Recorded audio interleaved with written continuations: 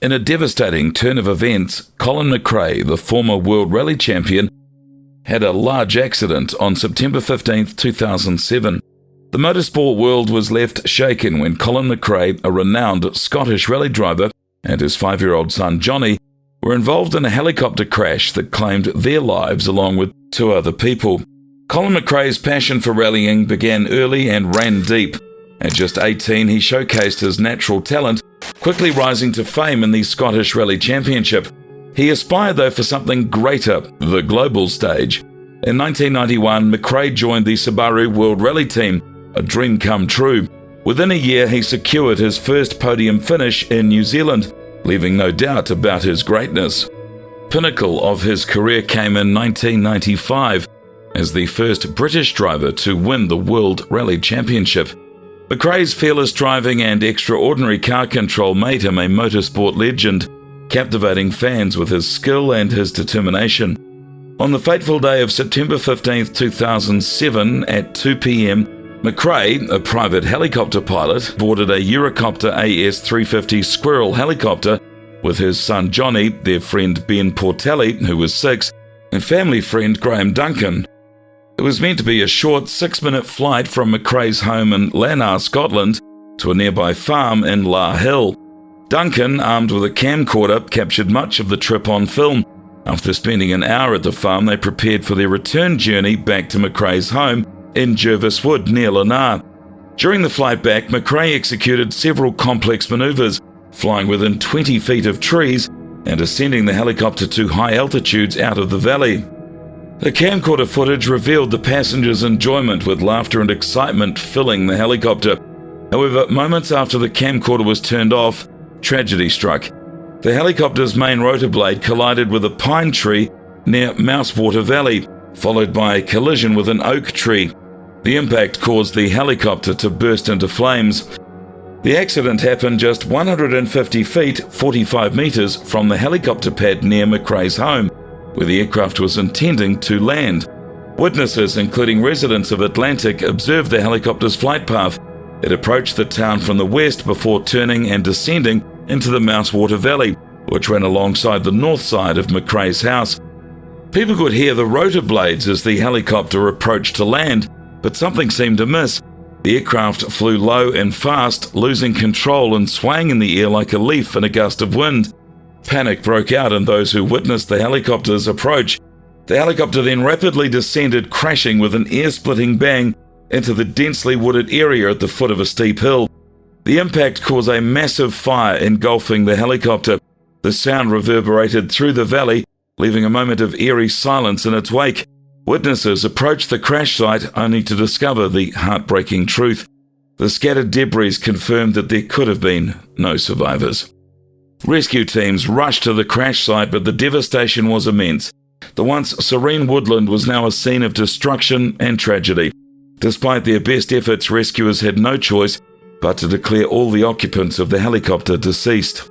The news of the accident sent shockwaves through not only the local community, but the entire motorsports world. The British Department for Transport Air Accidents Investigation Branch, in collaboration with Strath Police, conducted an extensive investigation of the crash site. Official investigators carefully examined the helicopter's unusual flight path through the valley. While it had deviated from the most logical route between the two destinations, it aligned with the maneuvers that had been captured on the camcorder footage. It appeared that McRae had chosen this path to entertain the kids on board. However, he was unaware of the increased risks that involved. The wreckage was later transported to Farnborough for further forensic analysis. The findings of the inquiry shed light on the events that led to the accident.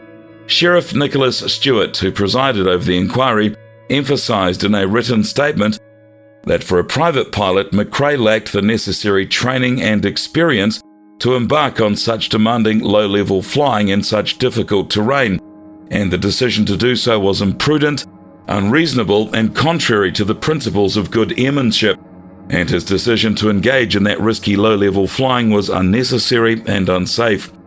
Issues were discovered with the helicopter's maintenance and its operation, and there were pages missing in the flight manual that compromised safety. Weather conditions were favourable, and there were no indications of any impairment because of weather. The crash had occurred because the helicopter deviated from its intended flight path, colliding with trees lining Mouse Valley. McRae's attempts to regain control, the helicopter's speed and position within the valley, prevented a safe landing. There were no operational or logistical reasons for McRae to fly the helicopter through Mouse Valley as he did. The investigation determined that McRae's low-level flying was both unsafe and unnecessary, and he should have refrained from flying at such low altitudes and speeds. The sheriff rendered McRae's decision unreasonable. The camcorder footage served as further evidence of McRae's imprudent flying.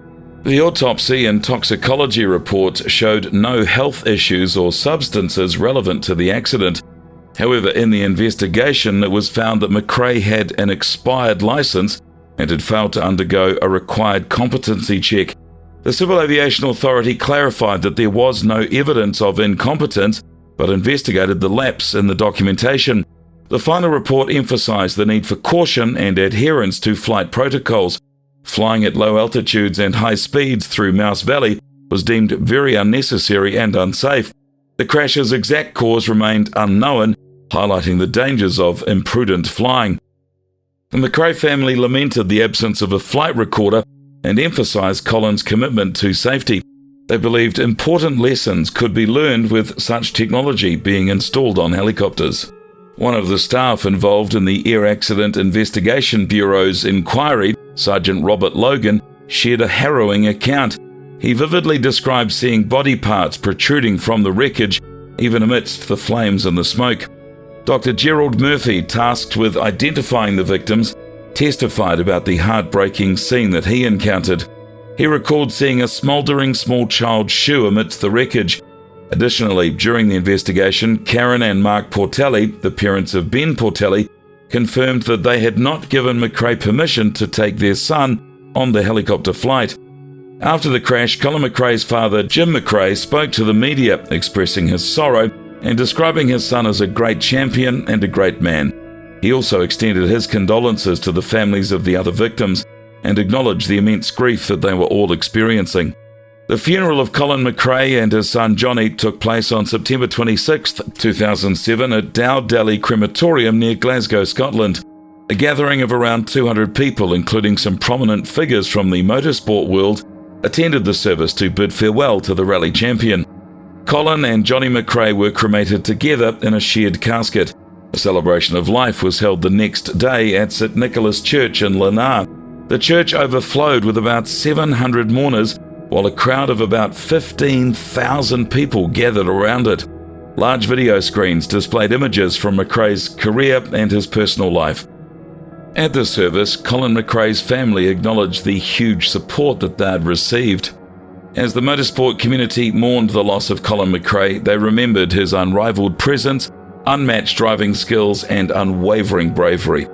McRae will forever be cherished as an icon who left an indelible mark on rallying.